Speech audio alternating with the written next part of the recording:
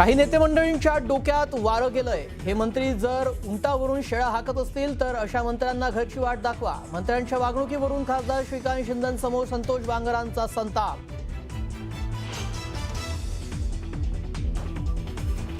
त्र्यंबकेश्वर मंदिर दर्शनाचं काळा बाजार प्रकरण भोवलं। राष्ट्रवादी युवक कार्याध्यक्ष पुरुषोत्तम कडगलगला अटक। नाशिक पोलिसांची कारवाई।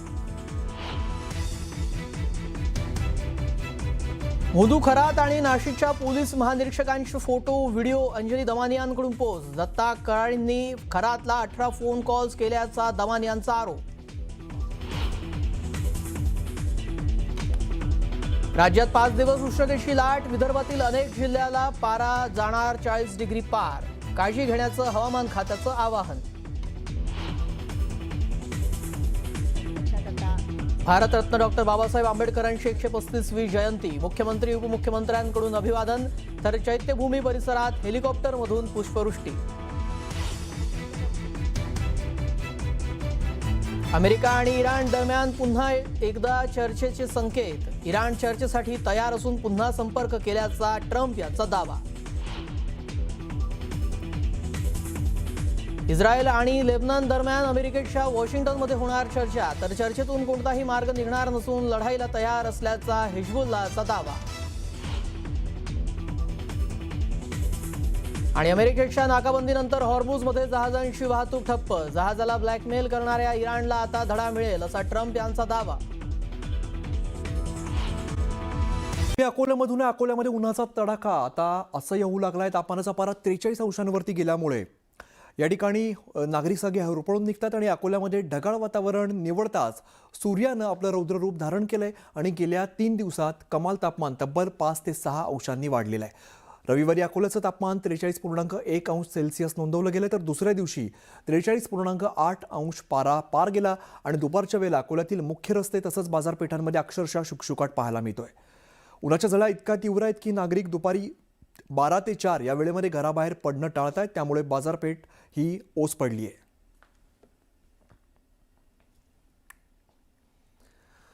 तर मागच्या काही दिवसांमध्ये उन्हाचा तडाखा चांगलाच वाढलेला आहे। रस्त्यांवरती आता शुकशुकाट बघायला मिळतोय। साधारण 4 ते 5 अंशांची तापमानामध्ये वाढ झाली आहे। त्यामुळे नागरिक सुद्धा दुपारचं घरातून बाहेर पडणं हे टाळतायत। बाजारपेठा या सध्या या ठिकाणी शुकशुकाट बघायला मिळतोय। या उन्हामुळे अंगाची लाहीलाही होते। त्यामुळे मोठ्या प्रमाणात नागरिकांना हा उन्हाचा तडाखा सहन करावा लागतोय। अकोल्यामधली आपण दृश्य बघतोय। इतर वेळेला या रस्त्यांवरती प्रचंड गर्दी असते, मात्र आता हे रस्ते जे आहेत ते ओस पडलेले आहेत। उन्हाळा लागताच अकोला जिल्हा पूर्णपणे तापत चाललेला आहे। अकोला जिल्हा हा मार्च महिन्यातच 40 पार केली होती आणि आता एप्रिल महिन्यात अकोला जिल्ह्याने आता 43 अंशाचा पारा सुद्धा पार केलेला आहे। काही दिवसापासून सतत असलेल्या ढगाळ वातावरण हटताच अवघ्या 3 दिवसात तापमान झपाट्याने वाढत चाललेलं आहे। रविवारी 43.1 अंश सेल्सिअस एवढी नोंद करण्यात आली होती आणि काल 43.8 अंशावर हा उन्हाचा पारा चांगलाच चढलेला आहे। त्यामुळे अकोला शहर विदर्भातील सर्वाधिक उष्ण शहर ठरलं असून हीट वेव्हचा इशारा आता या ठिकाणी हवामान खात्याने दिलेला आहे। या वाढत्या उष्णतेमुळे नागरिकांच्या जीवाची काहिली होत असून दुपारच्या सुमारास रस्ते ओस पडत आहेत।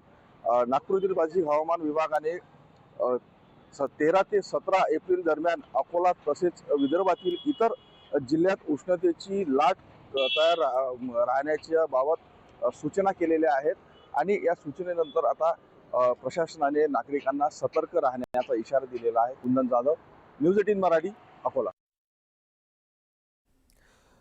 तर पारा आता 43 पार गेलेला आहे। त्यामुळे अकोल्यातील रस्ते जर आपण बघितले तर आता बरेचसे मोकळे बघायला मिळत आहेत। इतर वेळेला याच ठिकाणी मोठ्या प्रमाणात गर्दी असते, ट्रॅफिक असतो, मात्र हे रस्ते आता ओस पडलेत। उसाचा रस असेल या ठिकाणी मोठ्या प्रमाणात गर्दी बघायला मिळते किंवा बाजारपेठा ज्या आहेत त्या आता काहीशा त्या ठिकाणची जी गर्दी आहे ती कमी झालेली आपल्याला बघायला मिळते। कारण मागच्या काही दिवसांमध्ये तापमानाचा पारा जो आहे तो 4 ते 5 अंशांनी वाढलाय। त्यामुळे जवळपास 43 अंशांपर्यंत तापमान पोचलंय आणि दुपारच्या वेळेला नागरिक बाहेर पडणं टाळतायत। अकोल्यातल्या काही महत्त्वाच्या रस्त्यांची आपण ही सगळी दृश्य बघतोय। या ठिकाणी गर्दी जी आहे ती कमी झाली आहे।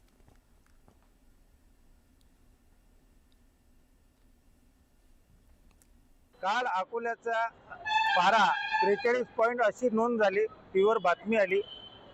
भारतात सगळ्यात जास्त उष्ण शहर हे काल अकोला होतं. सकाळी 6 वाजता ॲटोवर यावं लागते आणि 6 वाजतापासून तर 12 वाजेपर्यंत थोडाफार धंदा होते आणि 12च्या नंतर तर काहीच धंदा नसते. आमचा परिणाम एवढा दुष्काळ झालेला आमच्या ॲटोवर की ॲटो रिक्षामध्ये सवारी पॅसेंजरसुद्धा बसत नाही. 12च्या नंतर आम्हाला गाडी चालावं की नाही चालावं स्वतःही असं कळत नाही आणि धंदा पाणी तर काहीच राहिला नाही. या उन्हामुळे खूप मोठा धंद्यामध्ये असर झालेला आहे. अकोल्यानंतर आपण वर्ध्यातून बातमी बघूया. वर्धा जिल्ह्यामध्ये उष्णतेची लाट आता पसरलेली आहे, वाढलेली आहे. 43.1 अंशांवरती तापमान पोहोचलेलं आणि या वाढत्या तापमानाचा फटका दुग्ध व्यवसायाला सुद्धा बसलेला आहे. दूध उत्पादनामध्ये सरासरी 20% घट झाली आहे. त्यामुळे शेतकरी आणि गोपालक हे जे आहेत ते दुहेरी संकटामध्ये सापडलेले आहेत. उत्पादन घटल्यामुळे खर्च निघणं सुद्धा आता कठीण झालं आहे आणि जोडधंदा सुद्धा अडचणीत आला आहे.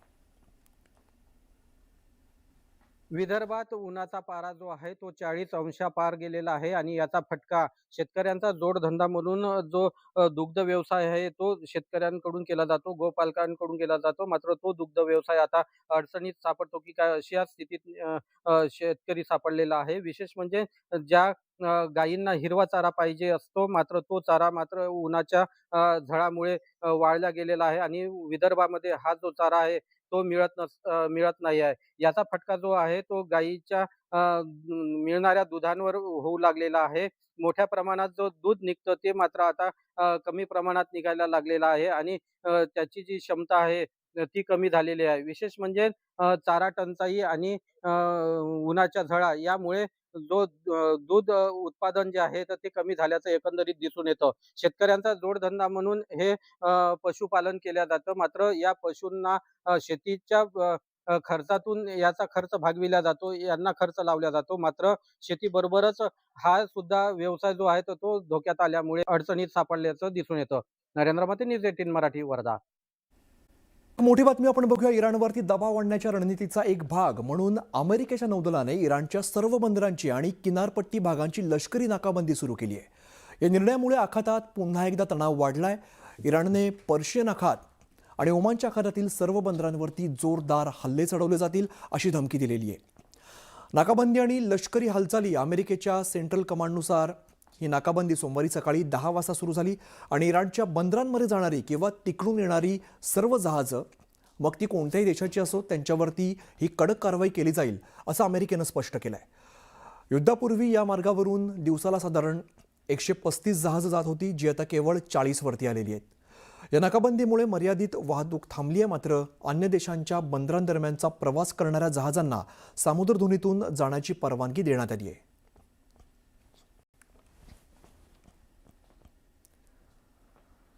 आता या अमेरिकेच्या नाकाबंदीचे नेमके परिणाम काय होणार आपण समजून घेऊया.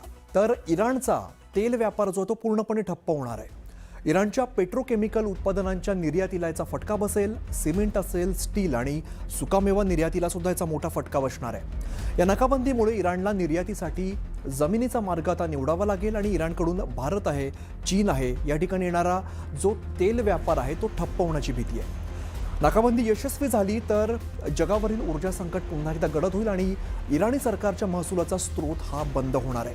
कच्च्या तेलाच्या आणि वायूच्या किमती ज्या आहेत त्या आणखीन वाढण्याची शक्यता आहे. जागतिक तेल पुरवठा कमी होण्याचा धोका आहे आणि सामुद्रधुनीतील या निर्बंधांमुळे मालवाहतूक मंदावून वितरणास विलंब होणार आहे. तसंच इराणमधून बाहेर जाणारं कच्चं तेल हे थांबू शकतं. तसंच जागतिक बाजारात कच्च्या तेलाच्या किमती वाढू शकतात. खतावरती याचा परिणाम होईल. तसंच जेनेरिक औषधं या बाजारावरती सुद्धा मोठा परिणाम होण्याची भीती आहे.